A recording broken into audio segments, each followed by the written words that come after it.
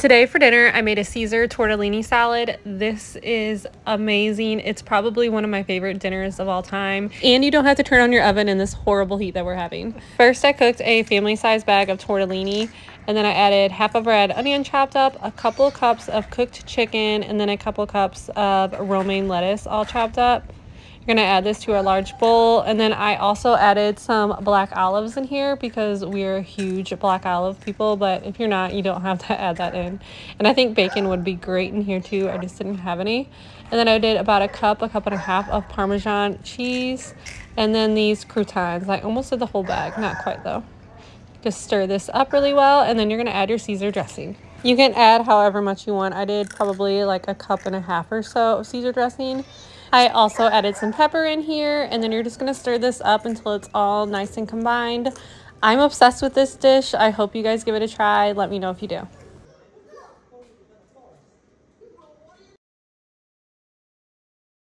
Today I made a giant chicken pot pie. This one's really easy. So first you're just going to take 2 cups of cooked chicken.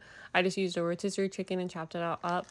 And then 2 cans of the cream of chicken with herbs. And then 2 of these bags of peas and carrots.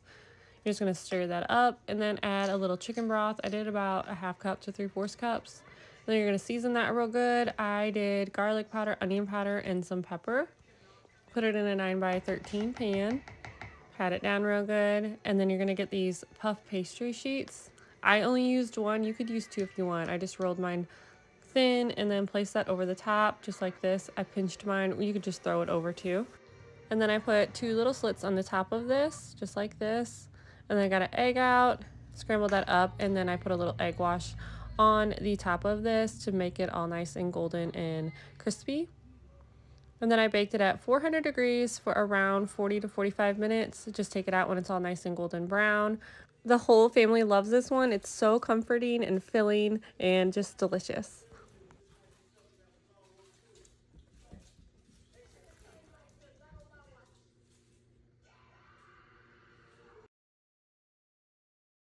Today I made a taco sweet potato tot casserole. This one was really easy, not too many ingredients. Anybody can make it.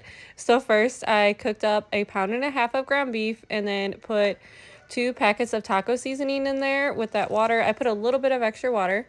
And then I did a can of black beans, rinsed and drained, a can of Rotel, and also I wanted to do a can of corn, but I didn't have any. I totally thought I did. And then a cup of shredded cheese. And then I got these sweet potato tots, and then I just placed these on top. This one is so easy, and it was so good in the end. You're going to bake this at 375 for around 45 minutes until you get it that nice crispiness of what you want. And I topped mine with a little cheese and put it back in the oven until that was all nice and melted. I highly recommend this one. It was really easy and so tasty.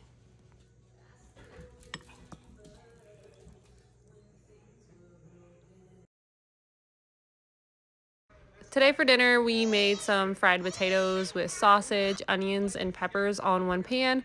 I had to use up all of these potatoes, so I thought this was perfect.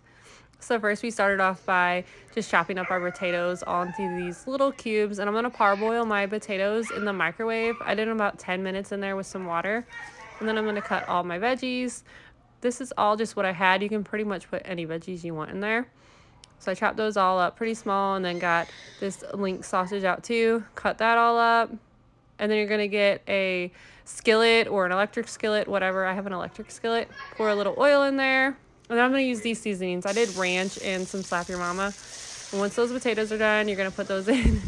You can see they did a great cutting job on the potatoes. And then you're going to season them just with some salt and pepper to start off with. And then you're going to cook those for about 8 minutes or so per side, maybe 10 minutes per side, until they're a nice golden color that you want them to be. Just about like right here. Because then you're going to throw your veggies and your sausage in. And then you're going to add those seasonings. I did Slap Your Mama and ranch. Make sure you stir that up really well. And then I fried again for another 10 minutes or so until everything was nice and golden brown. At the end, you can top it with some cheese. I did half of mine with cheese for the kids that love the cheese, and then half without to like it plain. And you can put some barbecue sauce or any kind of sauce over the top if you'd like. We love this one. It's really simple to make and everybody loves it. I highly recommend.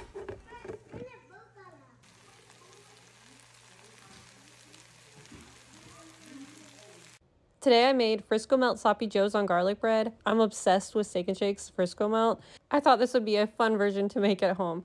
So first I did the sauce for it. I did about 3/4 cup of Thousand Island dressing, a 1/2 cup of French dressing, and then a dash of Worcestershire sauce and a few tablespoons of ketchup. Just gonna stir that up really well and then cook your meat.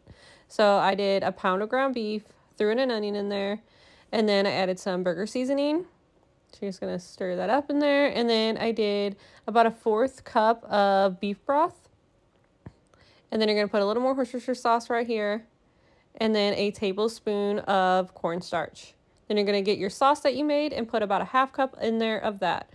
You can put more of that sauce in there if you want it more sloppy for your sloppy joe, or you can do less, whatever you want. And then I baked the Texas toast style garlic bread. I just do it as the package says. And then you're gonna layer your cheese and your meat on.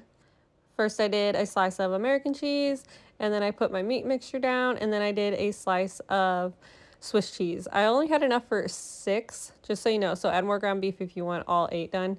Then you're going to put those back in the oven for another 4 minutes or so, but these turned out so delicious. I ate 3 instantly.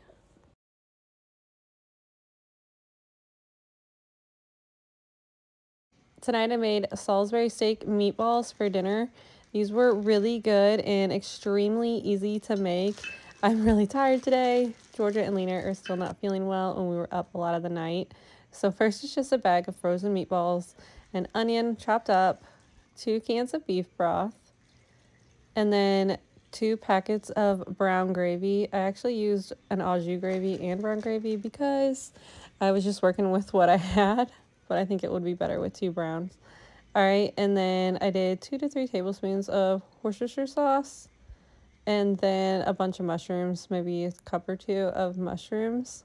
I did thicken up my sauce too with a couple tablespoons of cornstarch. It wasn't quite the consistency I wanted.